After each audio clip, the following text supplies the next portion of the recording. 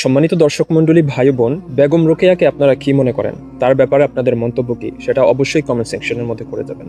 আমার মন্তব্যটা স্পষ্টভাবে আমি আপনাদের সামনে তুলে ধরতে পারছি না, কারণ তার লেখা, তার বক্তব্য সুস্পষ্টভাবে আমার সামনে এখনো পর্যন্ত আসেনি বা আমি রিসার্চ করিনি। কিন্তু রাজশাহী বিশ্ববিদ্যালয়ের সেই শিক্ষক, তিনি এই বেগম রোকেয়াকে কাফের ও মোরতাদ হিসাবে ঘোষণা দিয়েছেন।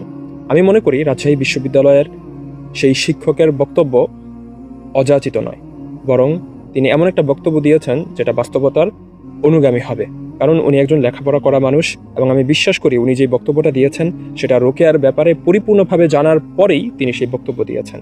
কিন্তু আশ্চর্য হতে হয় যে উনি লেখাপড়া করার পর, ইসলামের মূলনীতিগুলো জানার পর, যখন একজন ব্যক্তিকে বলছেন যে সে ইসলামের সীমারেখা থেকে বের হয়ে ইরতিদাদ সংগঠন করেছে, মুরতাদ হয়ে গিয়েছে, কাফের হয়ে গিয়েছে, এই কথা বলার পর ওনার উপর এই পরিমাণ চাপ প্রয়োগ করা হয়েছে যে উনি বেগম রোকেয়ার কাফের হওয়ার ব্যাপারে যে পোস্টটা দিয়েছেন সেটা ডিলিট করতে তিনি বাধ্য হয়ে গিয়েছেন।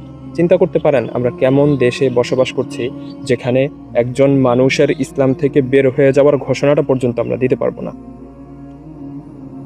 তো আমাদের এখানে হাসিনার পরবর্তী আমলের মধ্যে আমাদের তৃপ্তির ঢেকুর তোলার মতো পরিস্থিতি এখনো তৈরি হয়নি।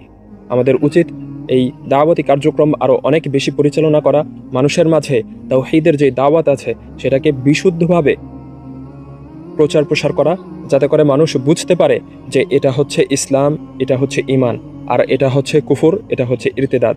যদি আমি এই কাজগুলো করি তাহলে ইসলামের মধ্যে থাকবো, যদি এই কাজগুলো না করি তাহলে ইসলামের সীমারেখা থেকে আমি বের হয়ে যাব।